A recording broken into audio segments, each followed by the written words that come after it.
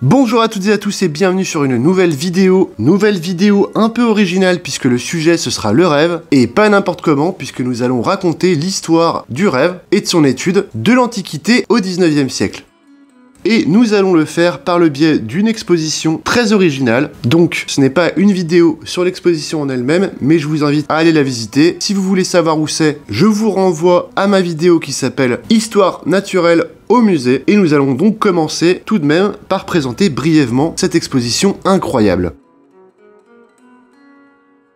Notre musée d'histoire naturelle, aussi appelé musée des Confluences, explore actuellement le thème fascinant du rêve à travers une exposition immersive qui plonge les visiteurs dans l'univers onirique. Ce parcours thématique aborde le rêve sous différents angles, mêlant approches scientifiques, culturelles et symboliques. On va y découvrir des espaces dédiés à la neuroscience, la psychanalyse et des traditions anciennes, révélant ainsi la richesse et la diversité des interprétations du rêve à travers le temps et les cultures.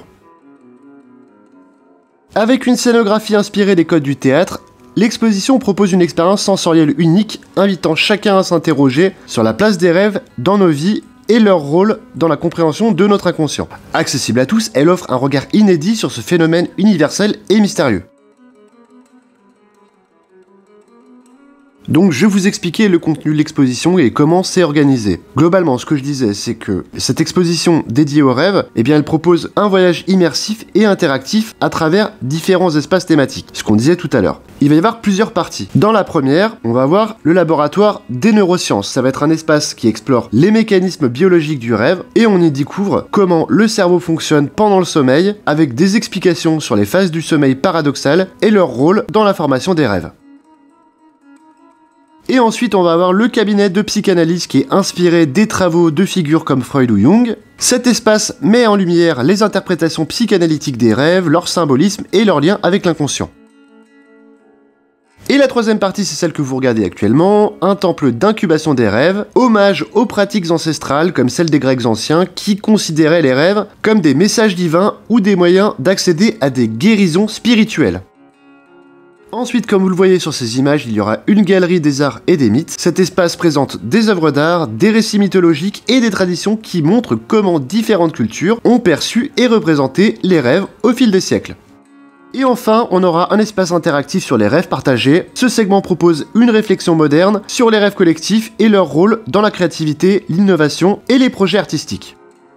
Avant de parler de l'histoire du rêve, je tenais à dire mon avis sur l'expo. Je trouve que chaque zone est bien mise en scène avec une scénographie soignée, des éclairages doux, des sons évocateurs et des vidéos immersives qui offrent une expérience proche de l'état du rêve. Et je trouve que cette exposition propose une approche transdisciplinaire qui est accessible à tous et elle va mêler un petit peu la science, l'art, l'histoire et la spiritualité, ce qui est une bonne chose. Cette vidéo sera un survol de l'histoire du rêve puisque c'est une histoire qui est longue et que nous avons très peu de temps. A savoir que l'étude du rêve, comme je l'ai dit, a une longue histoire puisqu'elle traverse les époques et les civilisations avec des interprétations qui reflètent les croyances, les philosophies et les connaissances scientifiques de chaque époque. Nous allons commencer par l'Antiquité avec la Mésopotamie et l'Égypte ancienne, puisque les rêves étaient perçus comme des communications avec les dieux ou les esprits, et donc ils jouaient un rôle central dans les décisions politiques ou religieuses. Et oui, par exemple, les Égyptiens avaient des livres de rêves qui associaient des symboles oniriques à des significations spécifiques. Par exemple, les temples du dieu Sérapis servaient de lieux d'incubation où les gens dormaient en espérant recevoir des rêves guérisseurs. Pour Grèce et Rome, les rêves étaient vus comme des présages. Homère, dans l'Iliade et l'Odyssée, décrit les rêves comme des messages envoyés par les dieux. Aristote, en revanche, les considérait comme le produit de l'esprit humain, une réflexion des sensations corporelles pendant le sommeil. Les temples d'Asclépios étaient aussi dédiés à l'interprétation des rêves pour soigner. Pendant le Moyen-Âge, les rêves étaient souvent interprétés à travers du prisme chrétien, et ils étaient considérés comme des messages de Dieu, des visions diaboliques ou des épreuves spirituelles. Les mystiques médiévaux décrivaient fréquemment leurs rêves dans leurs écrits, qui étaient vus comme des expériences divines. Cependant, l'influence de l'Église tempérait les analyses trop profondes des songes. Avec la Renaissance, l'intérêt pour les rêves prend une dimension plus artistique et intellectuelle. Les artistes et écrivains comme Léonard de Vinci ou Shakespeare explorent les rêves comme des terrains d'inspiration et de mystère. Des penseurs comme Descartes et Hobbes ont commencé à voir le rêve comme des phénomènes mentaux naturels, sans intervention divine, marquant un tournant vers une compréhension plus rationnelle. Avec les Lumières, les rêves commencent à être examinés dans une perspective scientifique, puisque Emmanuel Kant, par exemple, les considérait comme une activité de l'imagination, une manière pour l'esprit de réorganiser les expériences vécues. Et ainsi, nous aurons les premiers travaux sur le sommeil et les rêves en tant que phénomène biologique, et ça commence à émerger tout cela à cette époque.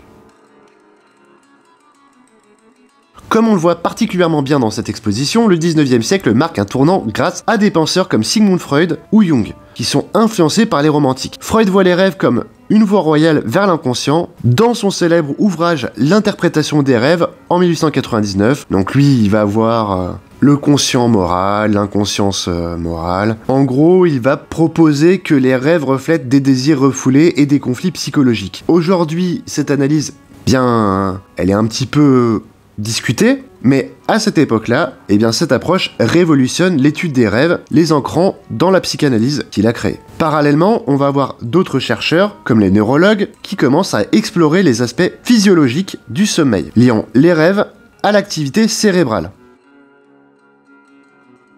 De l'Antiquité au 19e siècle, les rêves passent du domaine spirituel et mystique à un objet d'étude scientifique et psychologique. Ce changement reflète l'évolution des connaissances humaines et des perceptions de la nature et du rêve. Et aujourd'hui encore, eh bien, ces périodes inspirent les recherches modernes sur les songes, et ce qui va nous intéresser maintenant, ça va être le rêve dans l'art.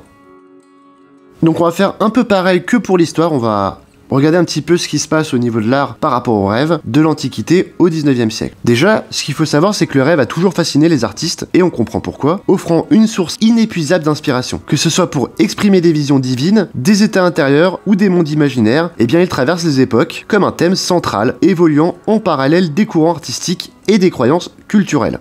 Dans les civilisations anciennes, les rêves étaient perçus comme des manifestations des dieux ou des présages qu'on disait tout à l'heure, et cette conception, eh bien, elle se reflète dans les arts. Par exemple, en Égypte, on a des fresques et des bas-reliefs qui illustrent des scènes de rêves divins ou prophétiques. En Grèce, eh bien, les rêves apparaissent dans la sculpture et la peinture sur céramique, notamment des scènes où des dieux et des héros perçoivent des messages divins en rêvant. Par exemple, avec l'histoire de Morphée, le dieu des rêves. Pour Rome, eh bien, on a des mosaïques et des fresques qui représentent des scènes oniriques et mythologiques qui intègrent des visions d'un au-delà fantasmé.